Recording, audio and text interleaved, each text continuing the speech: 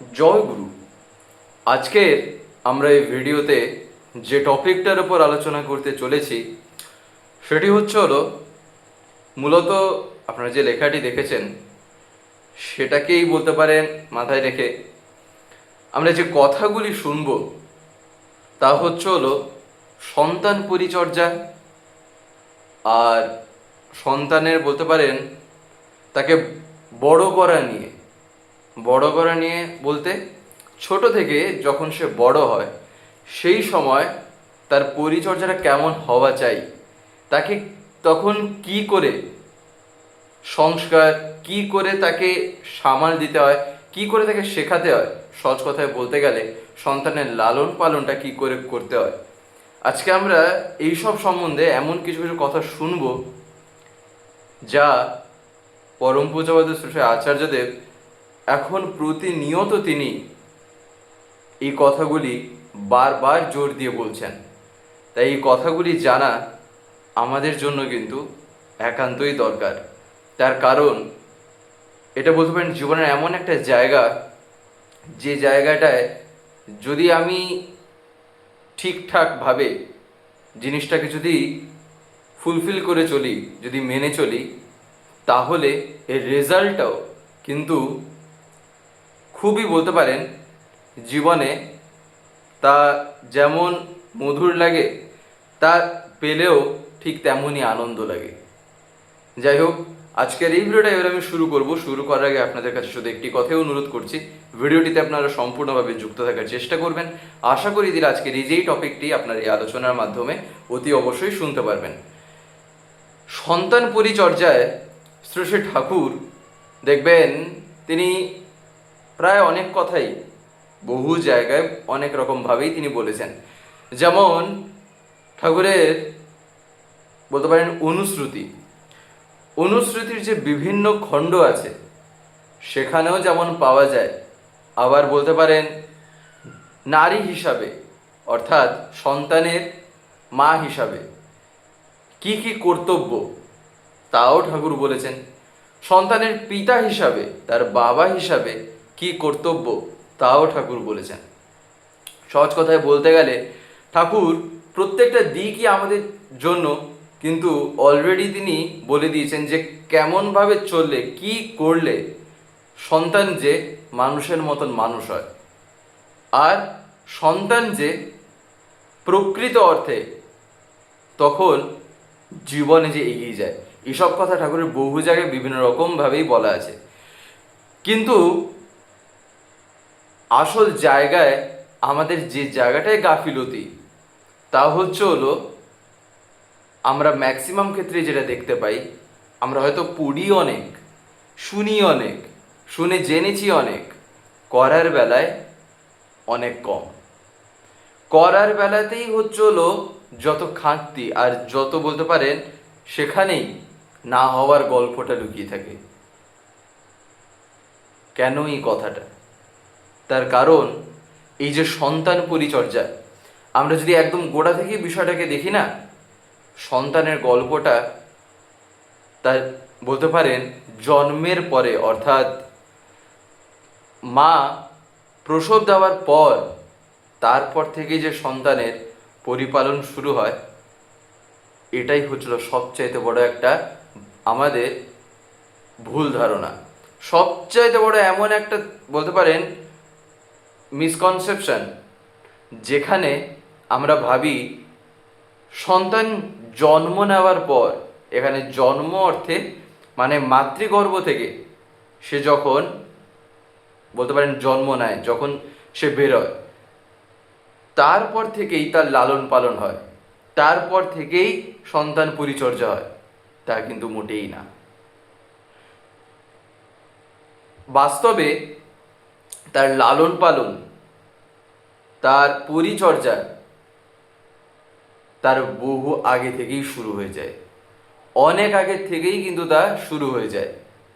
আর এটা যেমন মায়ের ক্ষেত্রে ঠিক তেমনই বাবার ক্ষেত্রে, অর্থাৎ মাতা পিতা উভয়ের ক্ষেত্রেই এটা কিন্তু এমন একটা বলতে পারেন লক্ষণীয় জিনিস, যেখানে তাদের পরবর্তী জেনারেশনটা যে কেমন হবে তা কিন্তু তার পরবর্তী জেনারেশন জন্মানোর পরে না, এমনকি মা বলতে পারেন গর্ভবতী হওয়ার আগের থেকেই সেই জিনিসে প্রিপারেশান নিয়ে নিতে হয়।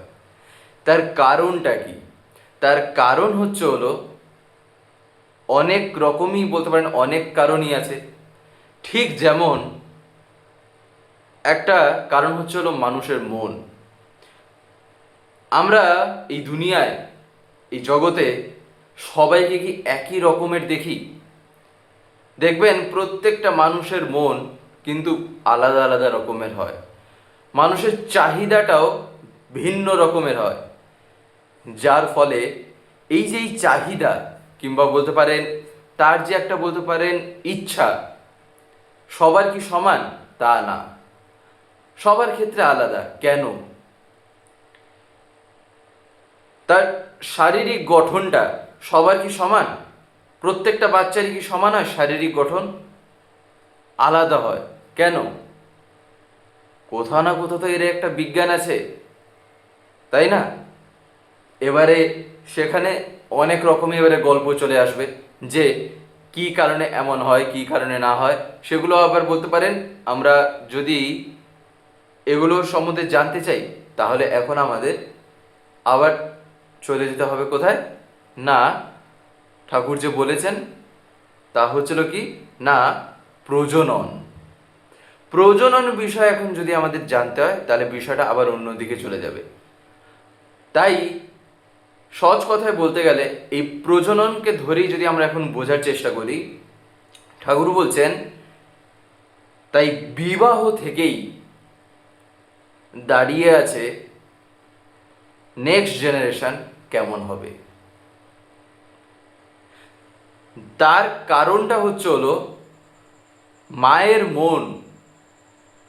তার বলতে পারেন পিতামাতা এক এমন জায়গা না, সেইখানেই যদি গন্ডগোল বাঁধে সন্তানের ক্ষেত্রে, বলতে পারেন গন্ডগোল হওয়াটা খুবই তখন একটা বলতে পারেন স্বাভাবিক একটা পথ খুলে যাওয়ার মতন অবস্থা হয়ে যায়। তখন ওটা খুব একটা ন্যাচারাল জিনিসের মতন কাণ্ড একটা ঘটে যায় যে সন্তান ওই রকম যে কেন জন্মালো, কেন তার মনটা ওই রকম, কেন তার বলতে পারেন চাহিদাগুলো এরকম, তার বৃত্তি প্রবৃত্তি কেন এরকম। দেখবেন কারোর ভিতরে লোভ বেশি তো কারোর ভিতরে আলাদা কোনো একটা প্রবৃত্তি বেশি, কারোর ভিতরে ক্রোধ বেশি তো কারোর ভিতরে লোভ বেশি, কারোর ভিতরে মোহ বেশি তো কারোর ভিতরে মাৎসর্য বেশি। আমরা ষড়রিপুর হয়তো শুনেছি, কিন্তু এগুলো ডিফার করছে কেন? এই কারণেই ঠাকুর সুস্থ মস্তিষ্ক সম্পন্ন একটা কথা যে বলেছেন না, যে একটা বাচ্চার মন সেটা অনেক ক্ষেত্রেই নির্ভর করে যায় পিতামাতার উপর। এমনকি ঠাকুর জোর দিয়ে বলছেন যে একটা সন্তান কেমন হবে তার সন্তানের চেয়েও বেশি ভূমিকা রাখছে তার বাবা মায়ের উপর। পরম পূজ্যপাদ শ্রী শ্রী আচার্যদেব এখন যে কথাগুলি বলছেন তা হচ্ছিল সম্পূর্ণ এটাই। আজকেই যেমন একটা কথা তিনি বলছেন যে একজন বলতে পারেন দম্পতি তারা এসছে, তারা একদম একটা বলতে পারেন ছোট্ট একটা বাচ্চা, সবে সবে হয়তো হামাগুড়ি দিয়ে জাস্ট দাঁড়াচ্ছে এমন একটা অবস্থা। তারা তখন বলে যে এই যে আমার ছেলে, এই যে আমার সন্তান, আশীর্বাদ প্রার্থনা করছে পরম পূজ্যপাদ শ্রী শ্রী আচার্যদেবের কাছে। দাদা তখন তাদের দিকে তাকিয়ে বলছেন সন্তানটা বিষয় না, একদম স্ট্রেট কথা, সন্তানটা কিন্তু এখানে বিষয় না, বিষয়টা হচ্ছে বাবা মা। অর্থাৎ এখানে পিতামাতার ভূমিকা সবচাইতে বেশি নির্ভর করছে। কেন? জন্মের আগের তো অনেক গল্প আছেই আছে, জন্মের পরের কথাতেই দাদা বলছেন যে একটা বাচ্চার সামনে তার বাবা মা কেমন আচরণ করছেন সেটাই কিন্তু ডিপেন্ড করছে বাচ্চাটা কেমন হবে, সে কোন জিনিসটার প্রতি আগ্রহশীল, সে কোন জিনিসটাকে তার পছন্দ হয়, কোনটা তাকে ভাল লাগে, অনেক ক্ষেত্রে নির্ভর হয়ে যাবে তার বাবা মায়ের উপর।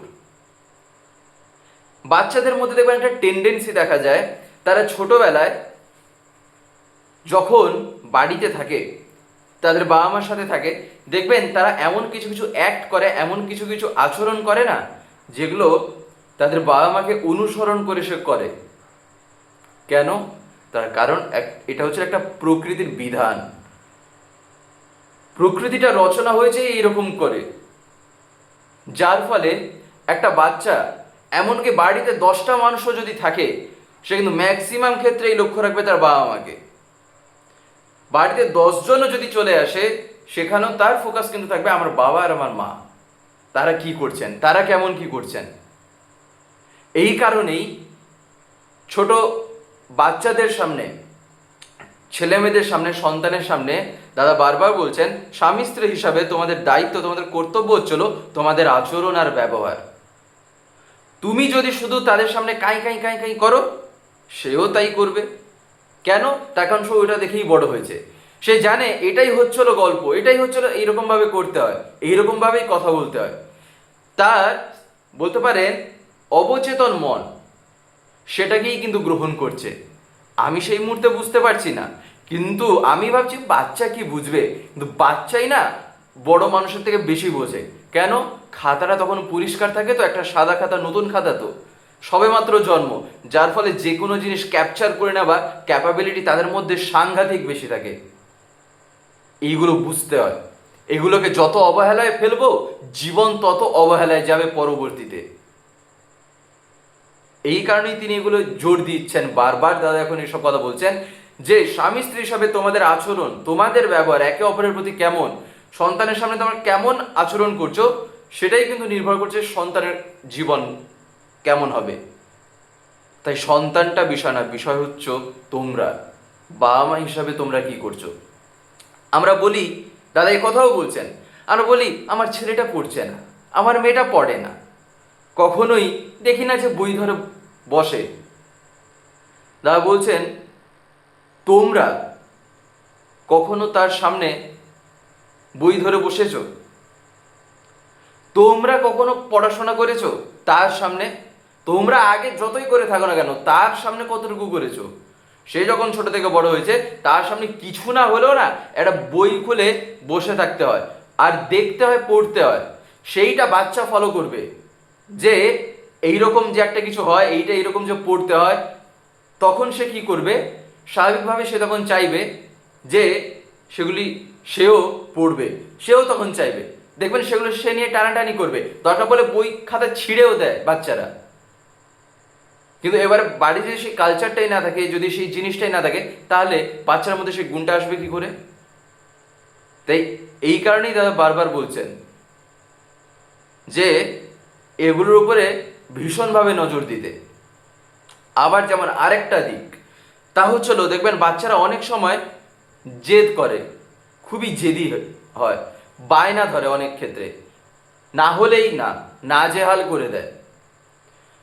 বাচ্চার বয়স যদি 2 বছরের কাছাকাছি হয়, কিংবা যদি ভুল হয়ে গেছে হয়ে গেছে, যদি বাচ্চাটা এখনো লালন পালন যে হবে গড়নের পর্যায়ে যদি থাকে, সেই সময় তাকে একদম একলা ছেড়ে দিতে হয়, একেবারে একলা ছেড়ে দিতে হয়।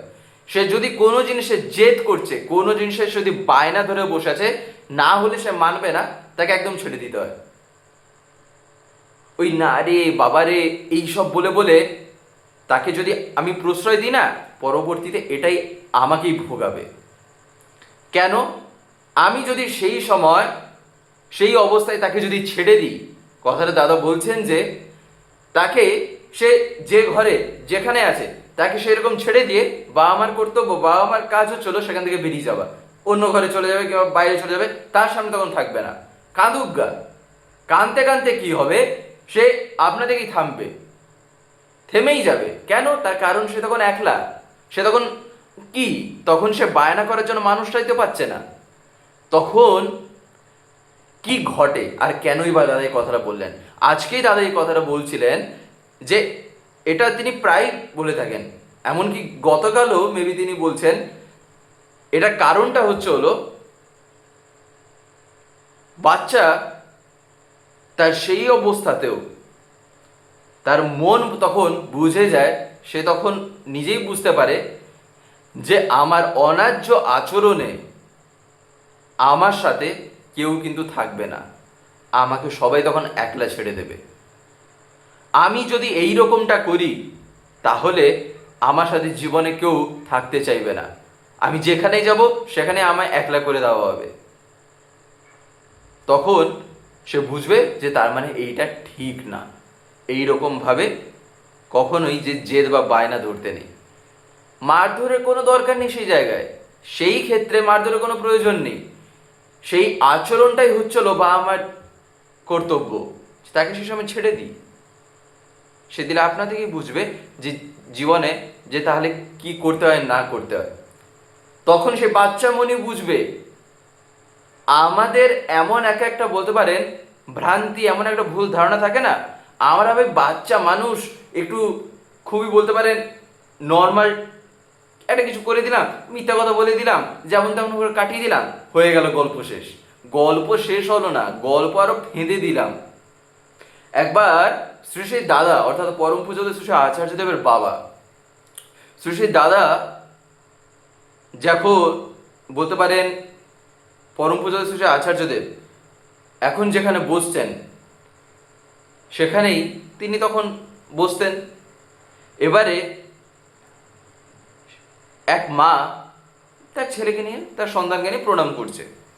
সে প্রণাম যে করছে, প্রণাম করার সময় তার সন্তানের হয়তো মাথাটা একটু লেগে গেছে, কিংবা হয়তো সে জায়গায় একটু পড়ে গেছে।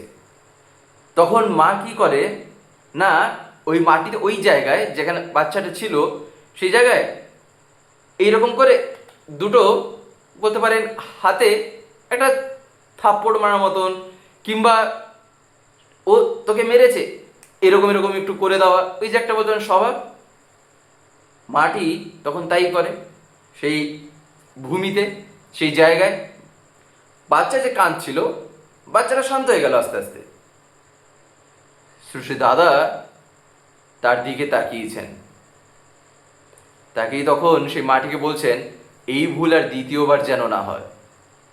একদম স্ট্রেট বলছেন, এই ভুল আর দ্বিতীয়বার যেন না হয়।